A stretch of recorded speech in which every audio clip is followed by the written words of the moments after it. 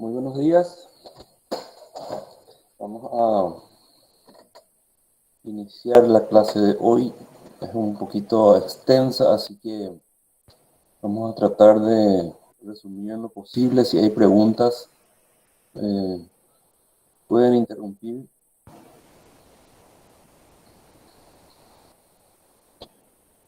¿Me están escuchando? Buen día, doctor. Sí, se le escucha. Perfecto.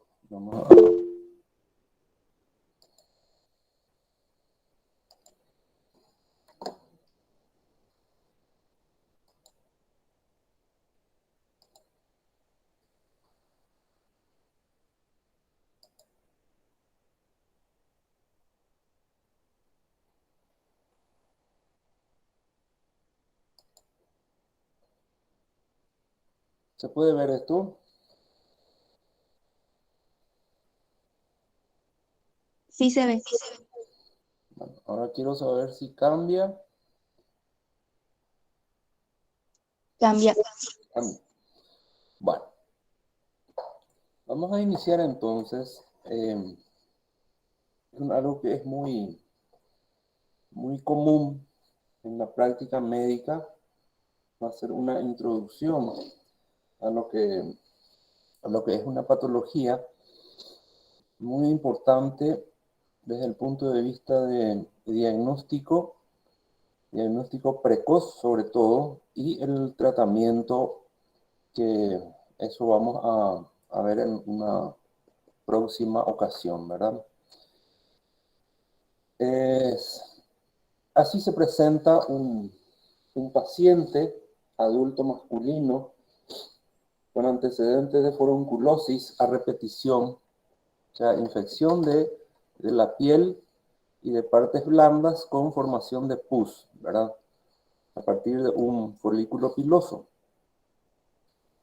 El último episodio fue hace 8 días. Hace 4 días comprime ese forúnculo, se aprieta y le funciona con una aguja.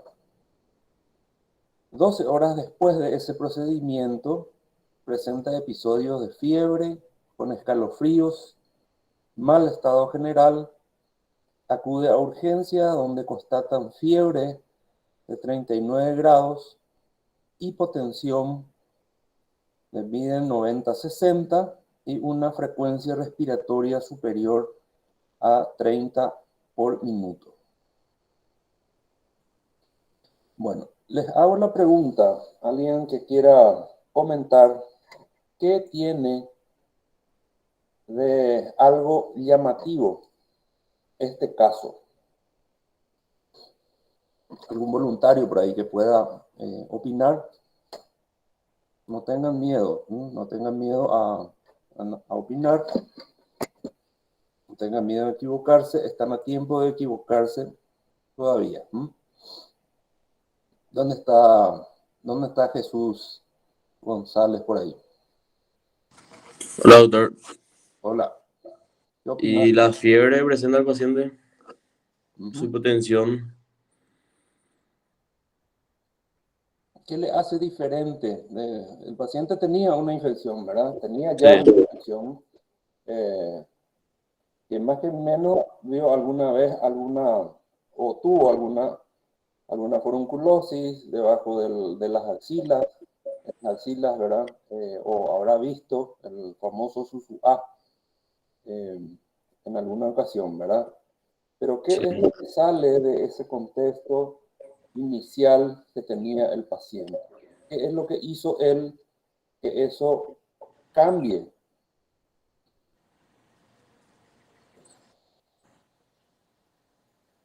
Que se apretó Apretó, ¿verdad?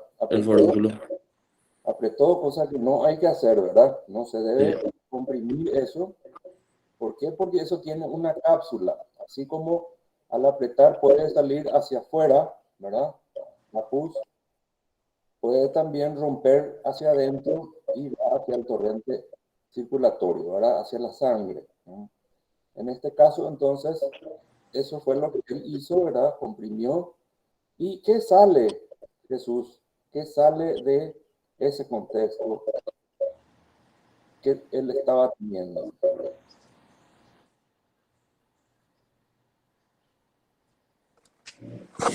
Y sale todo, o sea, el contenido de la PUS. No. Lo que te pregunto es, él tenía una forunculosis, por tanto pudo haber tenido luego fiebre, proceso inflamatorio, pero ¿qué es lo diferente que hay acá en esta última parte de lo que él ya tenía? O sea, él ya estaba 8 días con un forúnculo, ¿verdad? Y Sí, de repente, 12 horas después, cambia su situación, ¿verdad? ¿Qué es lo llamativo en esta situación que no va con lo que él tenía? la fiebre, Fiebre, está bien. Después, ¿qué otra cosa? los escalofríos, La fiebre con escalofríos. Después, algo más llamativo todavía. su hipotensión, Hipotensión, ¿verdad? Hipotensión y la frecuencia respiratoria. ¿Por qué va a tener aumento de la frecuencia respiratoria y va a tener hipotensión? Porque lo otro puede ser el mal estado general y la fiebre con escalofrío puede ser característico de un proceso infeccioso, una inflamación que puede dar esto. Pero hay algo más que llama la atención, que es la fiebre, fiebre muy alta, la hipotensión y la frecuencia respiratoria elevada, ¿verdad? Cosa que no va con una simple furunculosis. Entonces hay algo más, ¿verdad? Vamos con el siguiente caso. Este es un adulto masculino, conocido diabético de larga data, presenta episodios de diarrea y fiebre desde hace 3 días. La diarrea tiene características de glera, sangre y pus. Ingresa al hospital hipotenso, hipotérmico, con pulso apenas perceptible, pulso filiforme, alteración del estado mental y en total confusión. A ver, alguien del auditorio que quiera comentar este caso, que llama la atención también. Es común en un paciente que tiene diarrea que tenga estas características.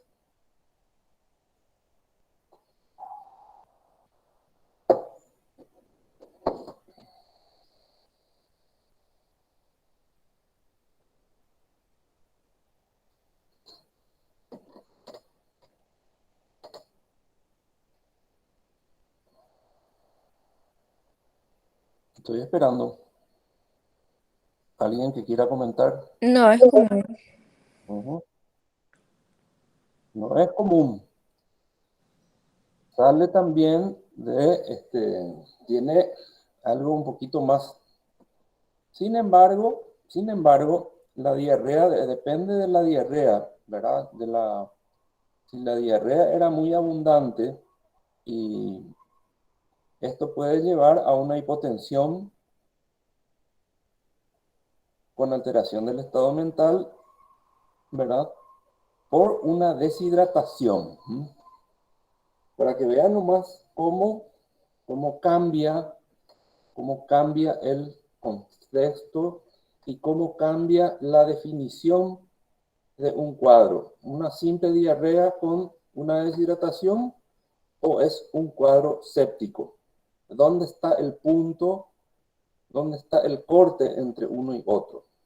En este caso, creo que por la fiebre y aparte que también estaba con una alteración del estado mental y las características de la diarrea en sí, porque presenta pus y sangre.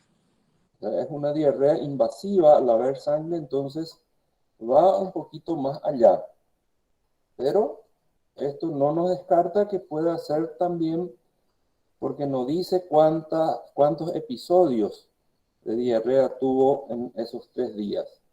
Se puede deberse a una deshidratación. Entonces, hay una prueba que es cargar al paciente, ¿verdad? Reponerle el líquido y si con esa reposición del líquido él mejora su hipotensión, no hay problema, ¿verdad? Vamos con la siguiente. Este es un paciente de 19 años con antecedentes de náuseas y vómitos, de 24 horas de evolución. Se queja de dolor en epigastrio intenso con irradiación a fosa ilíaca derecha. Presenta 6 horas de evolución. Al examen físico, respiración de 26 por minuto, taquicárdico, sudoroso. En el laboratorio, leucocitosis con neutrofilia.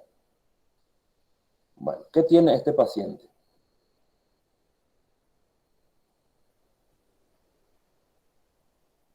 Es un caso muy típico, muy fácil. Apendicitis.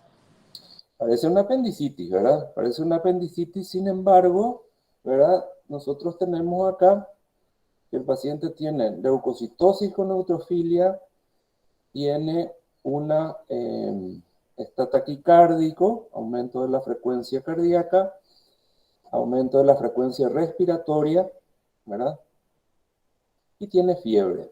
Entonces tiene componente inflamatorio, varios componentes inflamatorios y una probable infección en la fosa ilíaca derecha.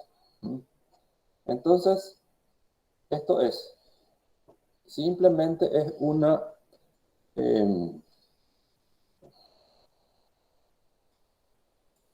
¿es un cuadro séptico o es una apendicitis?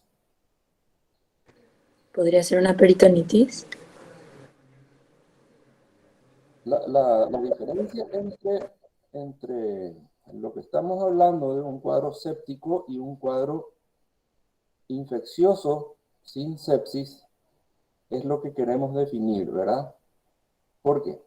Les cuento, anteriormente, cuando uno tenía 2 o más de lo que se llamaba SIRS, o sea, respuesta inflamatoria sistémica, o sea, esto traducido por leucocitosis, por taquicardia, o sea, aumento de la frecuencia cardíaca, aumento de la frecuencia respiratoria, y se sospechaba de una infección en algún lugar, eso era definido como una sepsis, ¿verdad?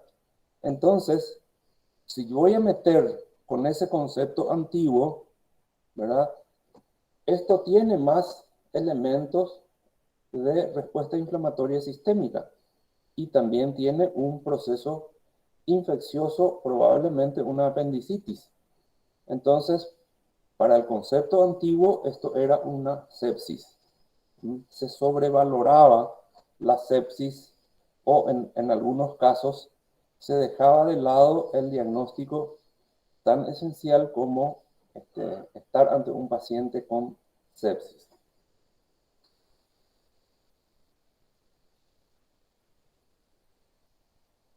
Bueno, hay varias definiciones. Yo le hablaba entonces de 1992, más o menos, que se reúnen para hacer estas definiciones, para dejar de lado esas dudas que creaba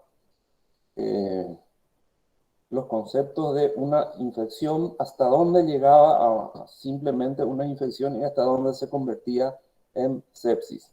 Se llega a varios consensos a partir de este año, ¿verdad?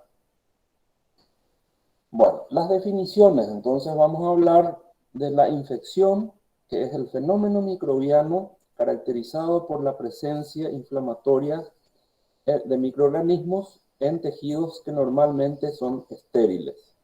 Eso se define entonces como una infección. La bacteremia se refiere a la presencia de bacterias viables en sangre.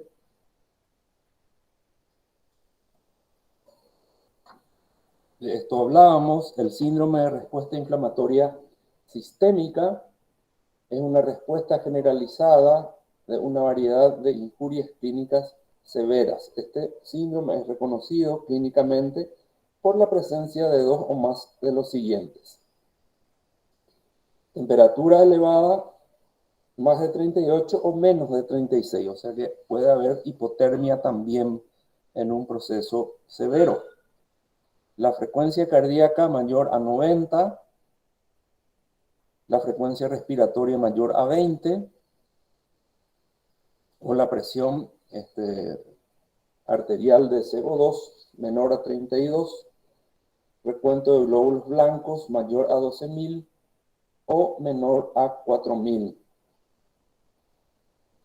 o más de 10% de formas inmaduras, ¿verdad? Los neutrófilos en banda que se llaman. Entonces, a esto llamamos respuesta inflamatoria sistémica.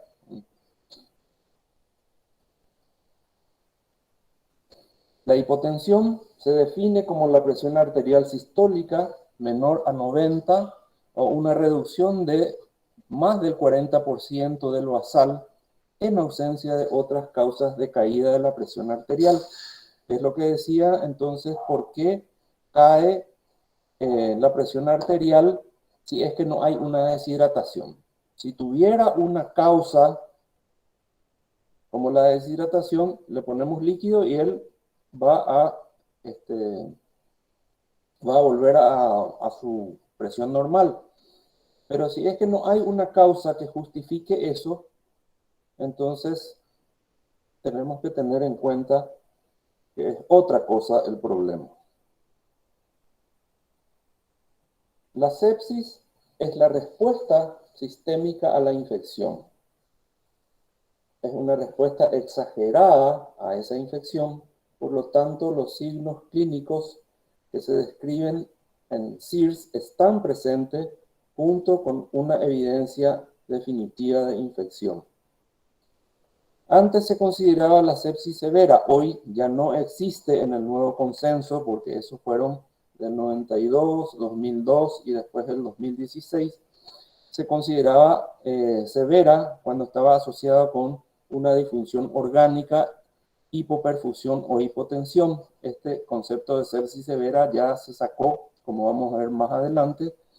Entonces, la sepsis como tal ya es una sepsis severa, es un caso severo. Bueno, entonces, volviendo, es un síndrome de alteraciones fisiológicas, patológicas y bioquímicas inducidas por una infección. O sea, los cambios que se producen más o menos a todos los niveles en el cuerpo que están inducidas por una infección. Es asimismo una de las principales causas de enfermedades graves y de mortalidad en todo el mundo. Los pacientes que sobreviven a la sepsis con frecuencia sufren problemas físicos, psicológicos y cognitivos prolongados. La clínica son los signos clásicos, signos cardiovasculares, hallazgos hematológicos, signos pulmonares y signos cutáneos.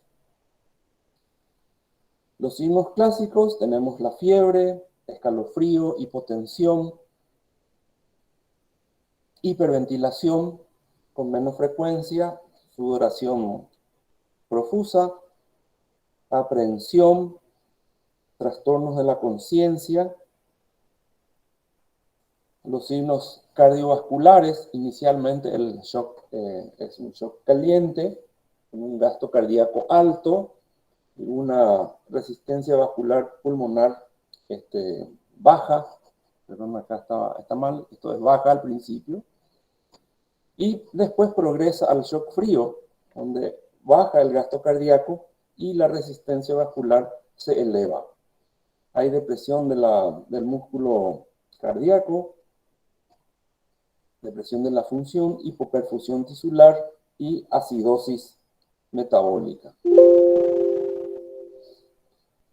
Los hallazgos hematológicos, dijimos leucocitosis y neutrofilia.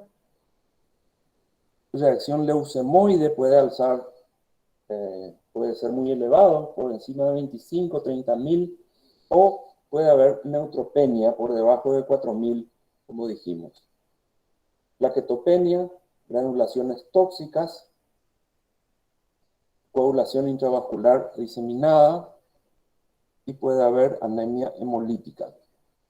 Los signos pulmonares, taquipnea temprana, hiperventilación, alcalosis metabólica, síndrome de estrés respiratorio, caracterizado por una PO2 menor a 50, infiltrado alveolar difuso, presión capilar menor a 15 y falla de los músculos respiratorios. Los signos cutáneos, puede haber formación de celulitis, o sea, infección de la piel a distancia del foco, eritema multiforme, lesiones bullosas, gangrena, con CID, ectima gangrenoso, que son lesiones en la piel ocasionadas a distancia del foco por la siembra hematógena que tiene ese proceso infeccioso. Puede haber petequias, púrpuras o equimosis. Bueno, ahí vamos al shock séptico. Para diferenciar entonces, se define como una subcategoría de la sepsis en que las alteraciones circulatorias y del metabolismo son lo suficientemente profundas para aumentar considerablemente la mortalidad. Y esto quiero que guarden esta definición. El shock séptico es la sepsis que tiene hipotensión a pesar del aporte adecuado de fluidos.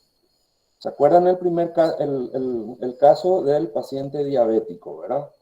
La duda era si estaba así porque era un cuadro séptico o porque se deshidrató por su cuadro gastrointestinal. Entonces, si yo le doy líquido a ese paciente y mejora su presión arterial, entonces eso es una deshidratación. Cuando a pesar del adecuado aporte de fluido, o sea, le repongo el fluido y él sigue con hipotensión, entonces, ojo, eso es shock séptico porque la definición así me dice. Incluye trastornos en la perfusión, acidosis láctica, oliguria, alteración aguda en el estado mental. Los pacientes que se encuentren recibiendo agentes inotrópicos o vasopresores pueden no tener hipotensión en el momento que las anormalidades de perfusión son mesuradas. Si él tuviera entonces agentes inotrópicos, o sea, agentes que se usan para elevar la presión arterial, no va a tener, lógicamente, puede no tener esa hipoperfusión. Los fenómenos: la vasodilatación arterial periférica, vasoconstricción renal, disminución de la resistencia vascular, disminución de la precarga, activación del eje neurohumoral, aumenta el gasto cardíaco, aumenta el óxido nítrico, aumenta los elementos procoagulantes, por eso después se convierte en una coagulación intravascular diseminada, y aumenta el metabolismo. Criterios del shock séptico, criterios clínicos: hipotensión, aumento del ácido láctico, como vamos a ver, aumenta el ácido láctico, a esto hay hipotensión, y tiene la necesidad sostenida de un tratamiento vasopresor. O sea, con darle líquido nomás, él no va a volver a hacer normal su presión, a normalizar su presión, si no tuviera entonces un tratamiento vasopresor. Estos son los elementos entonces para hacer un criterio clínico del shock séptico. El lactato, que es el lactato del ácido láctico, entonces refleja la disminución celular, la disfunción celular en la sepsis. Ustedes saben que acá hay cuando el paciente no tiene oxígeno, cuando la célula no tiene oxígeno, cambia su forma de metabolizar y se vuelve entonces una respiración anaeróbica. Por tanto, el resultado de esa respiración anaeróbica es la producción del ácido láctico. Entonces va a aumentar el ácido láctico cuando el paciente empieza a tener déficit de oxigenación. El aumento del lactato es un marcador razonable de la gravedad de la enfermedad y su aumento es pronóstico de una mayor mortalidad.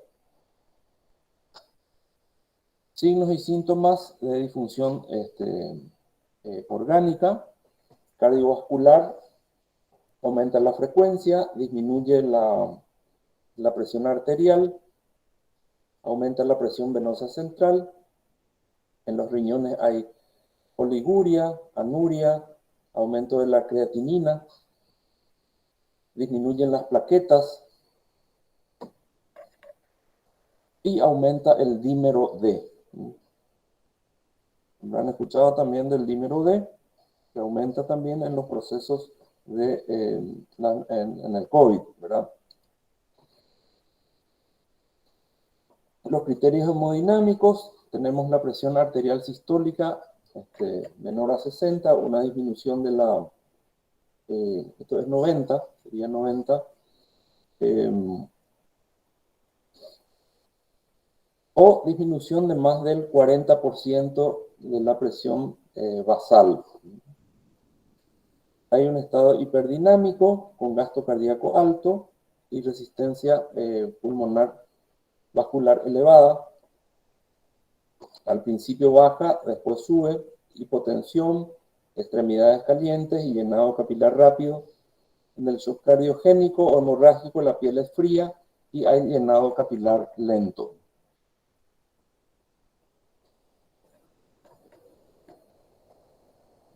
La disfunción miocárdica con disminución de la fracción de eyección del ventrículo izquierdo a pesar de que el gasto cardíaco es alto.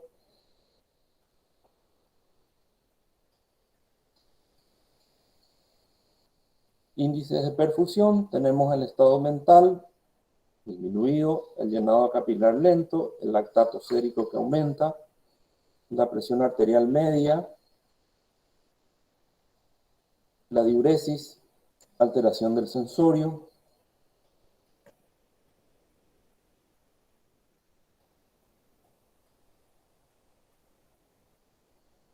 A nivel hepático aumenta la bilirrubina, aumentan las transaminasas, se prolonga el TP, va cambiando, eso va haciendo entonces lo que después llamaríamos la falla multiorgánica. Se dan cuenta que afecta a todos los órganos y sistemas prácticamente. El tracto gastrointestinal, úlcera de estrés, hay hilo paralítico, mala absorción, leucocitosis mayor a 12.000 o leucopenia. Evidencia de pobre oxigenación por la gasometría.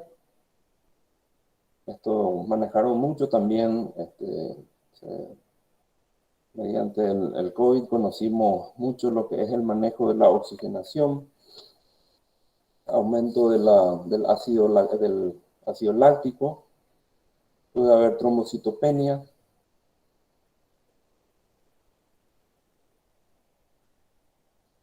Bueno, ¿a qué se llama entonces el síndrome de disfunción multiorgánica? Se refiere a la presencia de función alterada en un paciente agudamente enfermo, en el que la homeostasis no puede ser mantenida sin intervención, sin drogas que puedan mantener esa presión normal. El síndrome es clasificado como primario y secundario. ¿Qué se llama primario? Es la injuria directa sobre el órgano, por ejemplo, un fallo renal debido a una rhabdomiólisis, ¿verdad? Hay detritus, elementos que van al riñón y le hacen fallar directamente.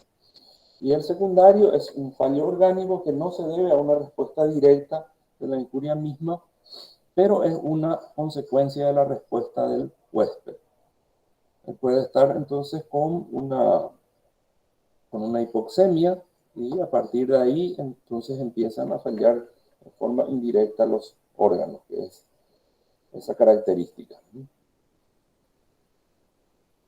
El diagnóstico debe ser precoz, iniciando con una detección sistémica de rutina de pacientes gravemente enfermos y posiblemente infectados, ya que se ha demostrado que la detección temprana reduce la mortalidad por sepsis y falla multiorgánica relacionada con sepsis.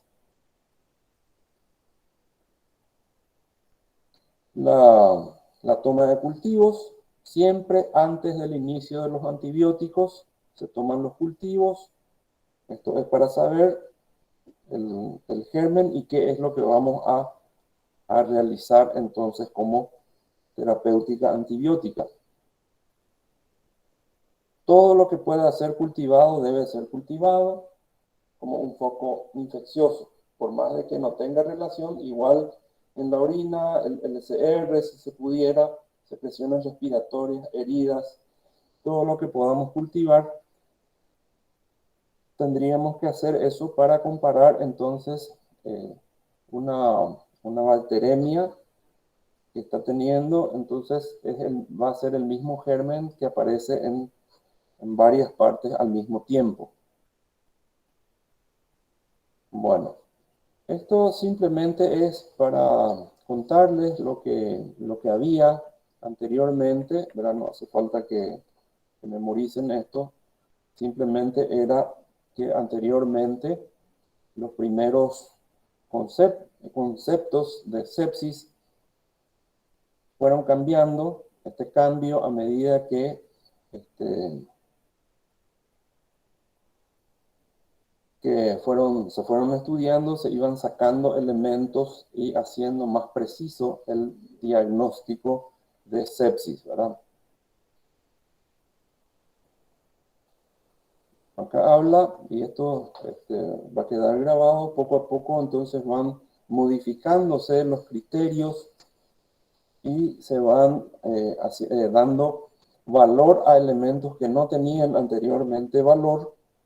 Antes se daba mucha importancia al proceso infeccioso, al proceso inflamatorio, o sea, un SIRS más una infección, eso era ya considerado como sepsis. Ahora eso se dejó de lado.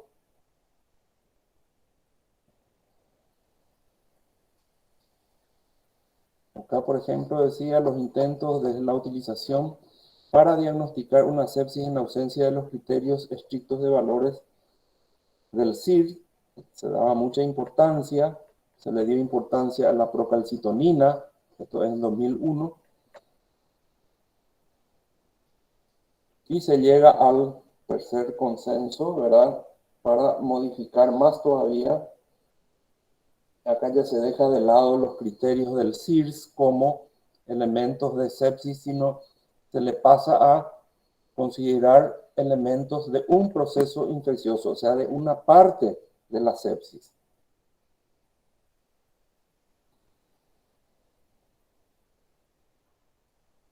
Acá dice, desaparecen los criterios de SIRS de la infección, de la definición de sepsis. Grábense bien esto, porque antes decíamos que si teníamos SIRS, 2 o más de SIRS, ¿verdad? Teníamos taquicardia, leucocitosis, teníamos respiración aumentada, eso era SIRS, más una infección. Entonces, aquel caso que les mostré de una apendicitis aguda, podíamos meter como criterio de sepsis. ¿Se acuerdan? Entonces, eso desaparece el SIRS como elemento, pero queda siendo útil para el diagnóstico de infección. O sea, si nosotros tenemos SIRS, vamos a decir esto es una infección, no una sepsis, pero una infección que es parte de la sepsis. ¿Se entiende?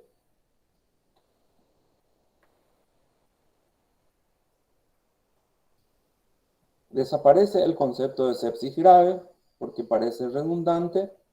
El diagnóstico de sepsis de por sí es grave.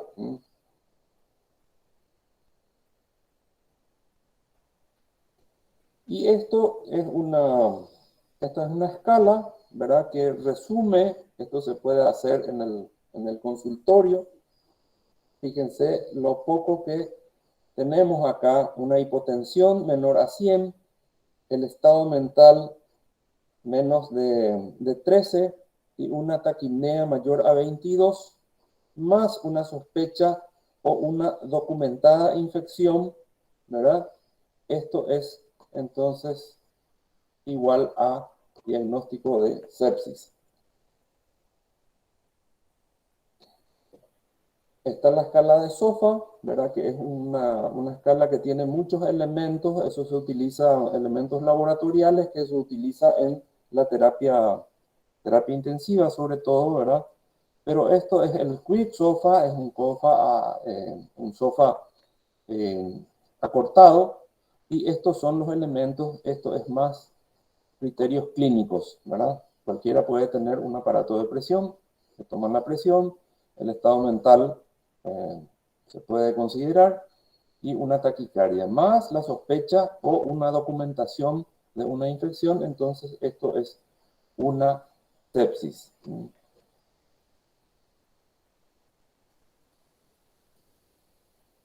Bueno, esto entonces es lo que quería mostrarles. Y acá está la comparación, ¿verdad?, de lo que era el 2001 y el 2016. Acá sepsis era igual a SIRS, o sea, elementos de inflamación, criterios de inflamación, más la sospecha de una infección, la infección. Entonces esto desaparece y se cambia al Quick SOFA, ¿verdad? Sospecha de o documentada infección y 2 o 3 más del Quick SOFA, ¿verdad? Hipotensión, el estado mental y la taquipnea. La sepsis severa, que dijimos esto, desaparece, ya no existe, entonces es sepsis y es shock séptico. ¿Y qué es el shock séptico? Dijimos entonces la sepsis más necesidad de vasopresores para mantener la presión arterial media por encima de 65. Y la acidosis láctica que vamos a tener mayor a 2.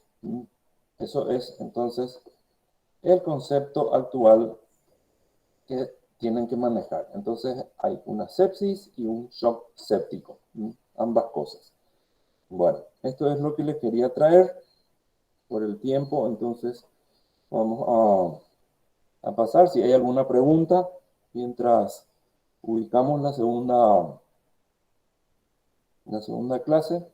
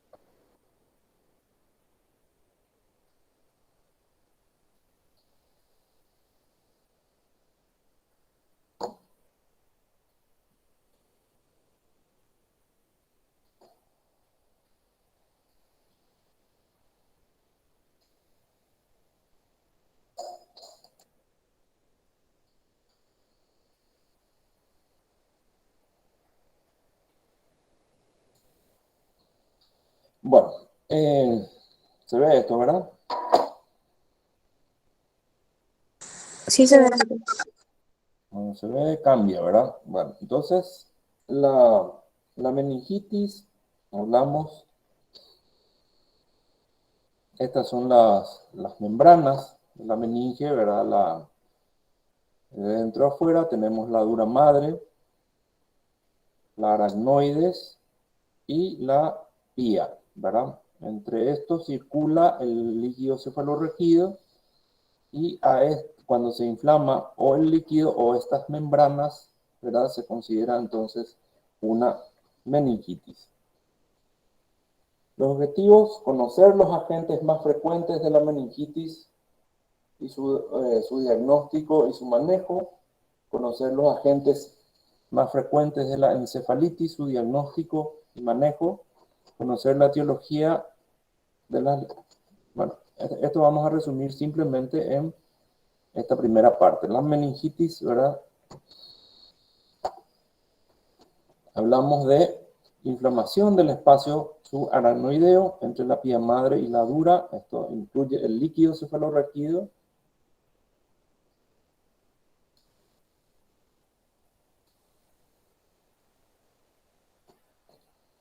Bueno.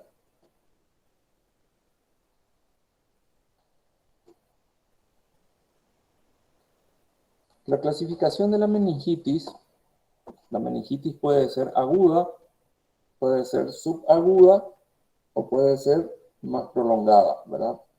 En general, las agudas son enfermedades bacterianas, nos limitamos a esto. También las crónicas pueden tener algunas bacterias como la tuberculosis.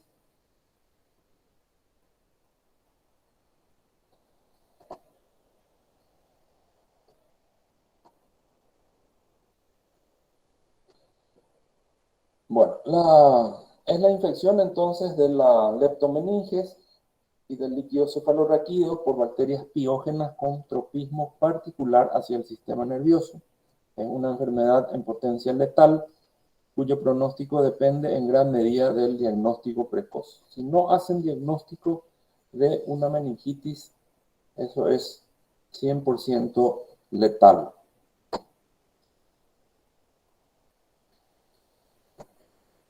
Los gérmenes que están en juego de acuerdo a la edad, ¿verdad? Tenemos entonces en la edad adulta la Neisseria meningitidis, que es el meningococo, el Streptococcus pneumoniae. Estos son los dos más importantes en la franja etaria de 19 a 60-65 años, ¿verdad? Después aparece el Haemophilus influenza, que puede ser a partir de la edad adulta o en pacientes inmunodeprimidos. También extremos de la vida, la Escherichia coli, puede haber Listeria monocitógenes y el Strepto agalactiae. Entonces, estos son de pacientes con algún tipo de afectación del sistema inmunológico, o sea, por la edad o por otro motivo, ¿verdad? Comprende 6 etapas, ¿verdad? Para que exista la infección de la meninge. Tiene que haber una fijación a las células naso- y orofaringe. Lo primero que hay es una colonización, una proliferación en las células naso- y orofaringe. A partir de ahí hay una transgresión de la barrera mucosa, ¿verdad? Pasa esto a la sangre y tiene que sobrevivir en la sangre, ¿verdad? Una vez que sobrevive en la sangre, pasa al líquido cefalorraquídeo, vuelve a sobrevivir en el líquido cefalorraquídeo y ahí recién entonces la producción de la patología en meninges y encéfalo. Como nosotros sabemos, esto se puede acortar, ¿verdad? El ingreso al líquido cefalorraquídeo a partir de acá, en caso de que haya un accidente, ¿verdad? Hoy en día los accidentes automovilísticos o lesiones por objetos punzantes, heridas de bala, podemos ver entonces que el ingreso se produce sin necesidad de llegar a lo anterior. O sea, va directamente al líquido cefalorraquídeo y produce la patología de la meningitis. Una característica de un opistótonos, el paciente se inclina hacia atrás, ¿verdad? Una posición antálgica, la meninge al estirar hacia adelante duele, Entonces trata en lo posible de que no se produzca esa extensión. Y tenemos los componentes del síndrome meningio, ¿verdad? Componentes, entonces, que hablamos del signo de Kerning y el signo de Brusinski. Esto es probar que la meninge está inflamada al justamente hacer lo contrario que el paciente quiera realizar, ¿verdad? El paciente se pone en hiperextensión para evitar que se estire la meninge y nosotros estamos haciendo lo contrario. Se intenta flexionar la cabeza con una mano y la otra apoyada sobre el pecho, o sea, que poner por detrás de la nuca y otra mano en el pecho, entonces tratar de que toque el mentón, que toque el esternón. Entonces hacer esa prueba y el paciente, por el dolor que presenta, va a doblar la rodilla. Eso es entonces el signo positivo. Y hay algunas alternativas a esto. Por ejemplo, se observa la pupila y esto se llama el signo de Flatot. Al hacer esto, entonces se va a dilatar esa pupila.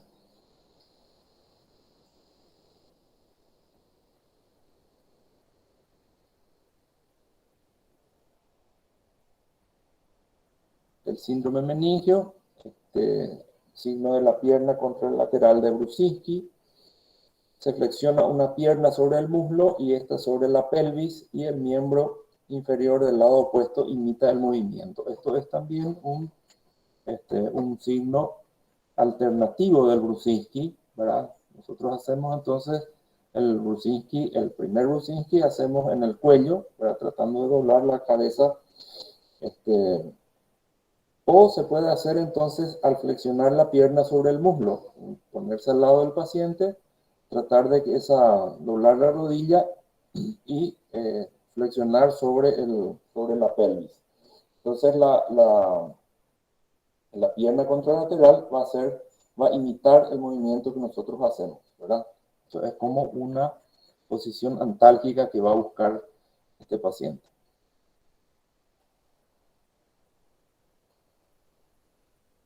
Esto es lo que le decía. Entonces el paciente en esta posición se flexiona la cabeza y se produce la rodilla levantada.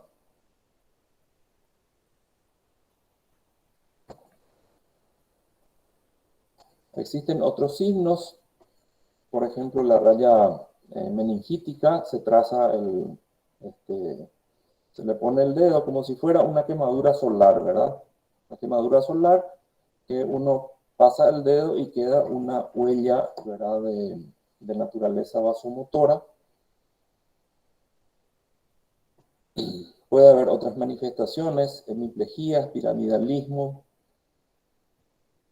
delirios, cambio de conducta, somnolencia, respiración irregular, bradicardia. Es la postura para una punción lumbar. Se busca entonces la posición. Y las características normales del líquido cefalorraquídeo, ¿verdad? Que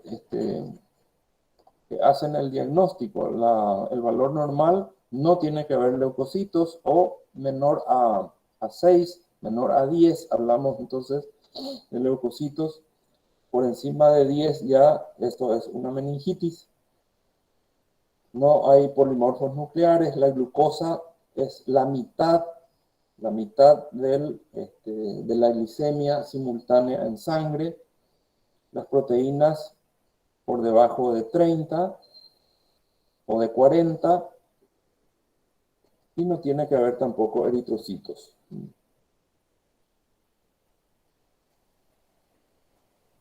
La composición del líquido en las infecciones meningías, cuando es purulenta, la presión está aumentada, las proteínas más de 45, la glucosa es menor al 50% de la glicemia, las células suelen ser por encima de 500 y el predominio es polimorfonuclear. Esto vamos a pasar.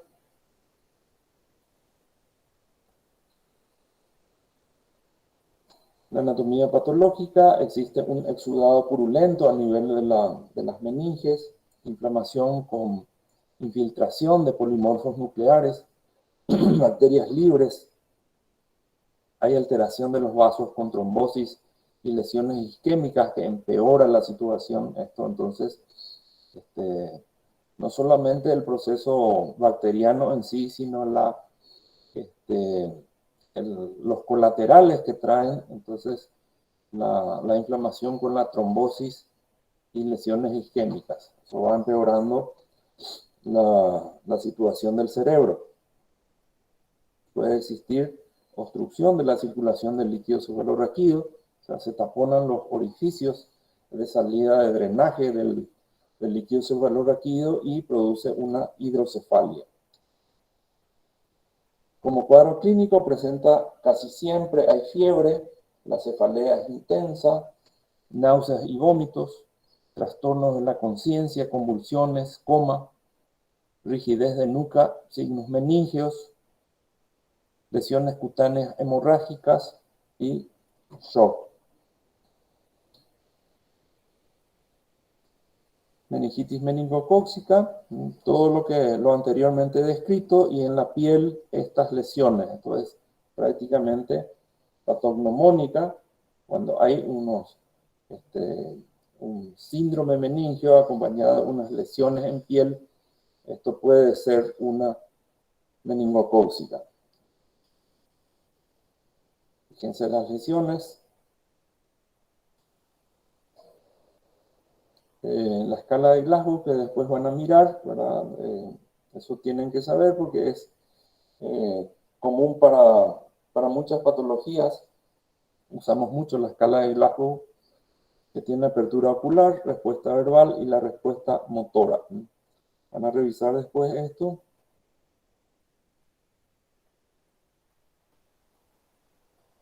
Esto es, entonces, el total es de 15.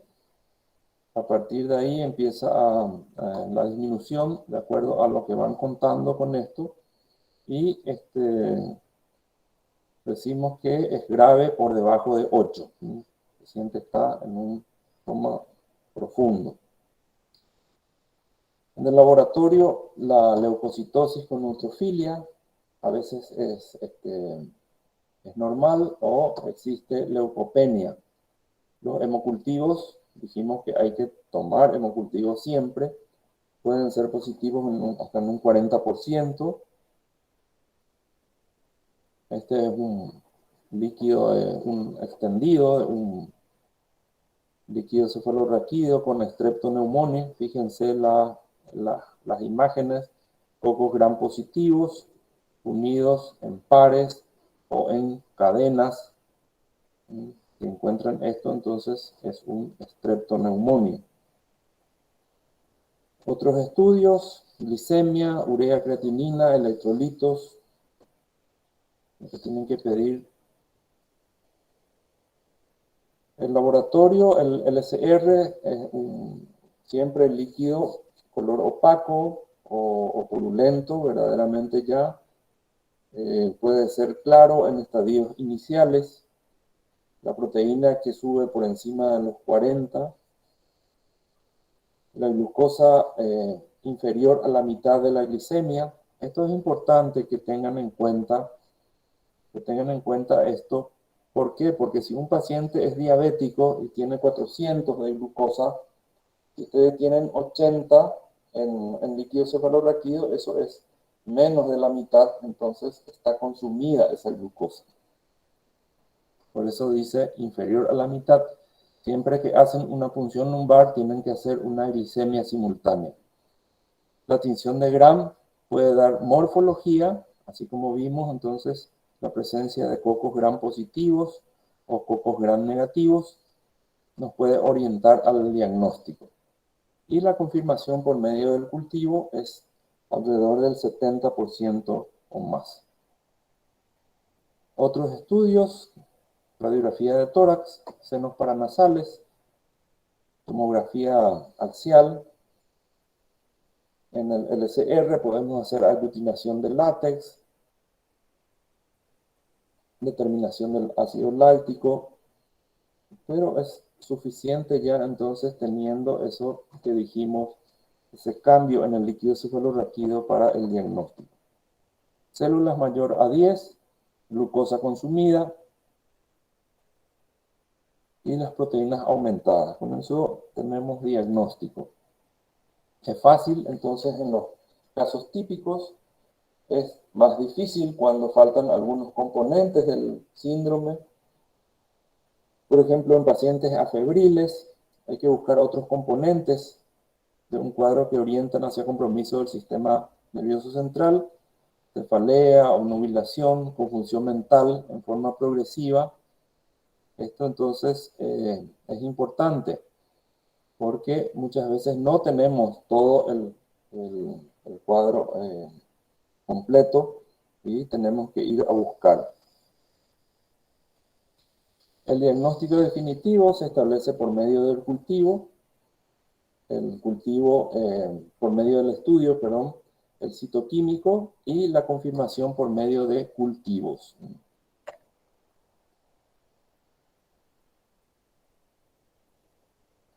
Esto es parte del síndrome meningio, la cefalea, vómitos de tipo cerebral, o sea, no precedida por náuseas, directamente el paciente vomita, constipación, fotofobia, convulsiones, hiperestesia cutánea.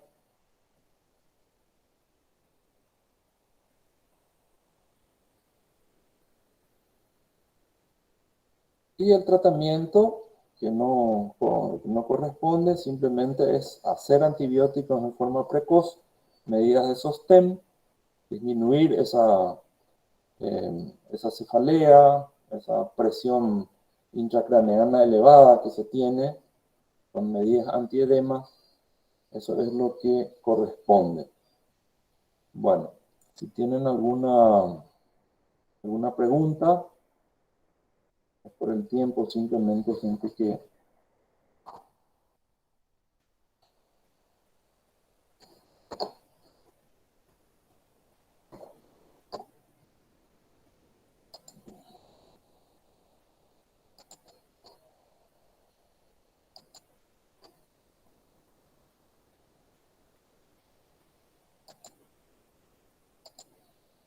¿Tienen alguna duda, alguna pregunta?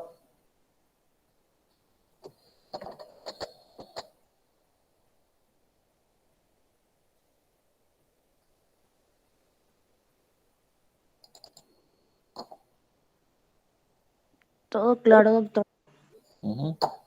Bueno, vamos a ver entonces.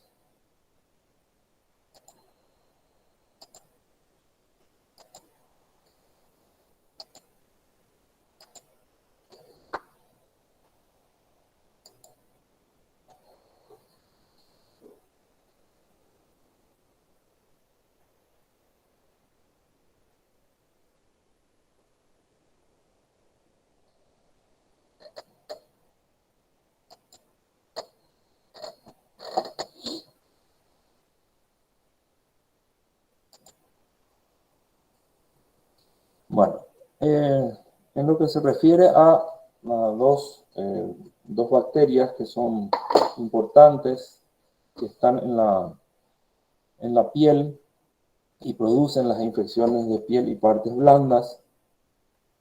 Vamos a hablar entonces, vamos a reconocer las bacterias más comúnmente implicadas en estas infecciones, identificar sus características clínicas y semiológicas, establecer diagnósticos diferenciales y tratar de llegar al diagnóstico etiológico con la ayuda de los métodos auxiliares.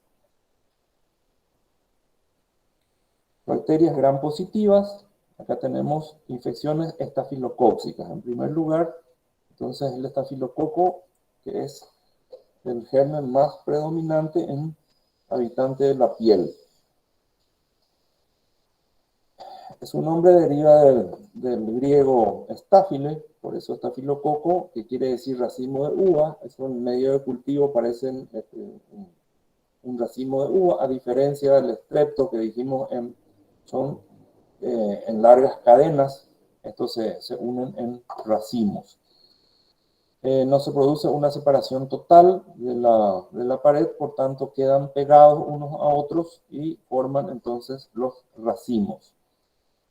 Tiene un alto porcentaje de resistencia a antibióticos y esto define entonces la sensibilidad a oxacilina. Y hablamos del metisensible y el meti-R. Para que se vayan acostumbrando los oídos entonces al hablar de estáfilo es un meti-R o un meti-S. Eso quiere decir resistente o sensible a oxacilina o a meticilina. Es un gran positivo, no esporulado, resistente, sobrevive en condiciones ambientales, no fisiológicas, aislado de material clínico desecado después de meses, tolera medio con mucha sal, es un patógeno importante en la comunidad y hospitales. Y es un colonizante habitual de la nasofaringe y de la piel. Las manifestaciones clínicas tenemos al impétigo, la foliculitis, forúnculo y antrax, hidroadenitis, mastitis, infección de heridas.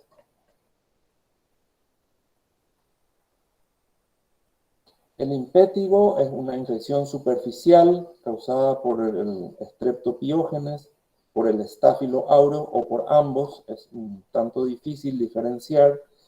Clínicamente es imposible distinguir el estáfilo clínicamente, ¿verdad? Solamente por medio de cultivo, entonces, o el extendido que dijimos que nos puede dar una aproximación. Tiene una máxima incidencia entre los 2 y 6 años. Y hay dos formas, el impétigo no ampolloso y el impétigo ampolloso.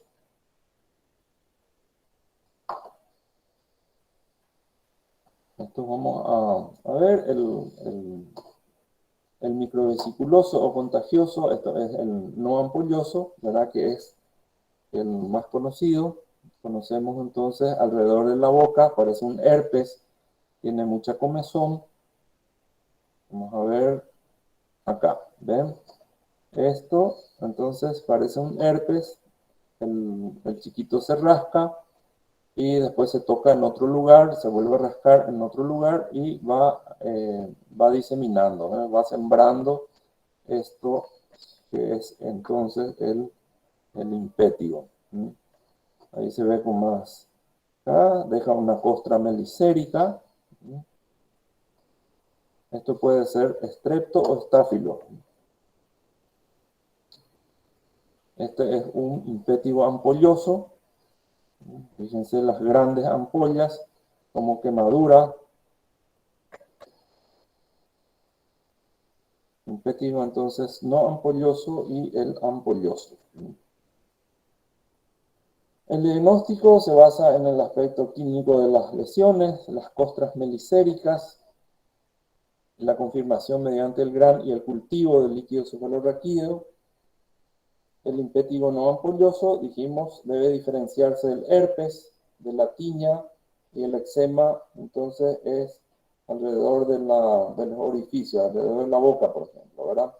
El impétigo ampolloso se establece con la necrólisis epidérmica tóxica, picaduras, reacción ampollosa y la epidermolisis ampollosa.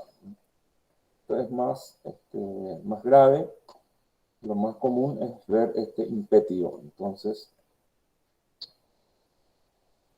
esto, una foliculitis, una característica también. Foliculitis, forunculosis y antrax son casi similares, simplemente esto se diferencia en la profundidad. La foliculitis es más superficial, la forunculosis afecta más hacia el fondo del folículo piloso y casi siempre es debido a Strepto aureus. ¿Se acuerdan del primer paciente que vimos en sepsis?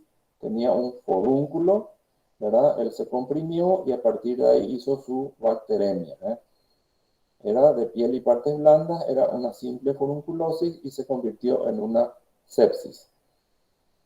Dijimos la diferencia de profundidad y la extensión de la infección.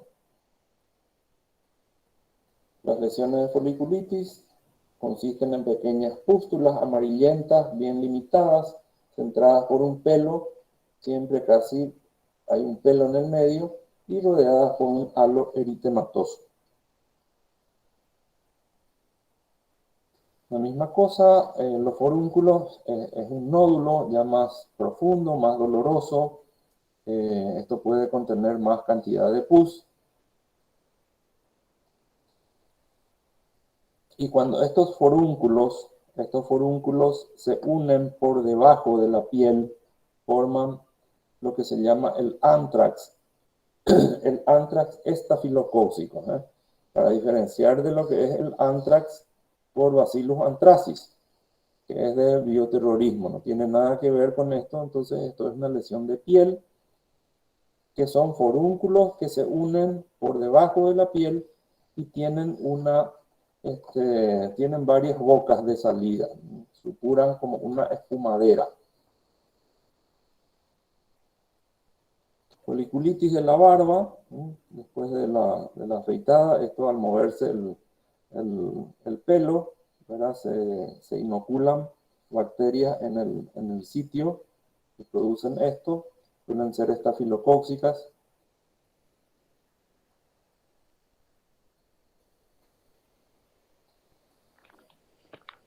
Auros, lesiones amarillentas.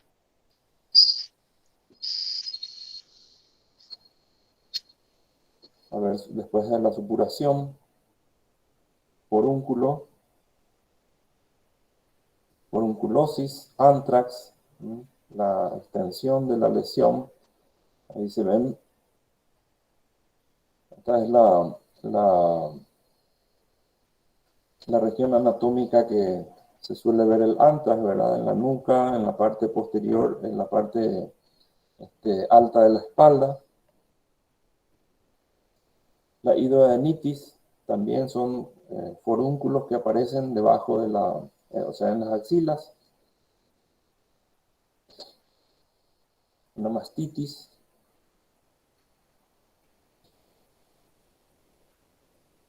Vamos a pasar esto. La celulitis septal y orbitaria. Esto es estáfilo.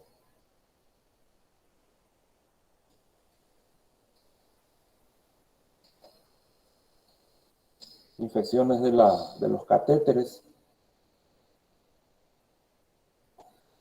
Lesiones extensas de piel y partes blandas. Manifestaciones clínicas, el shock tóxico, endocarditis, sepsis, todo esto puede deberse entonces al estáfilo. El estáfilo puede producir esto. Bueno, rápidamente entonces el estrepto, que es más o menos lo mismo, estos forman en pares o en cadenas, son gram positivos también. Existen varias especies que son patógenas para el ser humano. El Streptopiógenes es el que conocemos, Streptopiógenes del grupo A, de la faringitis aguda, y el Streptoneumoniae, ¿verdad? Que es el neumococo, el agente de la neumonía. Y el Agalaiti es el del grupo B, más en pediatría, más de recién nacidos. Bueno, esto vamos a pasar. Acá hay una infección de la faringe purulenta, estrepto del grupo A, beta-hemolítico del grupo A. Vean la misma cosa, entonces el impétigo contagioso, costras melicéricas,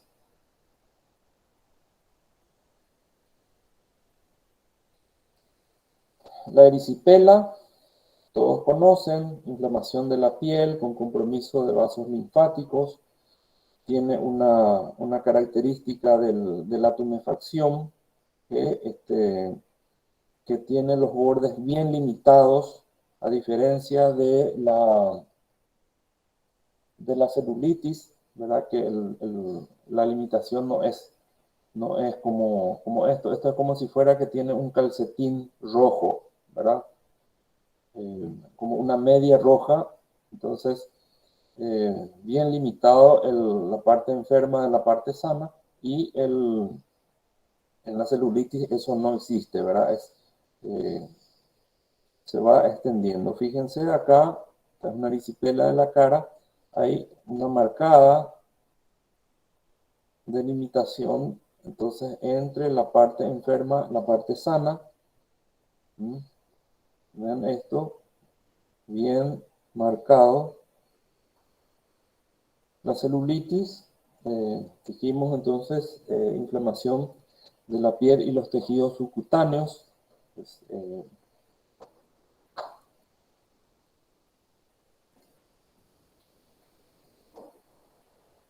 otra vez una garganta con pus. Esto que se ve acá es también una característica del estrepto, es una linfangitis, probablemente una herida en la mano, hace una lesión ascendente hasta un ganglio, y el ganglio se agranda. Esta es una celulitis, fíjense que no hay una delimitación marcada como la que vimos anteriormente. Y acá la diferencia, esto va a quedar para que puedan leer.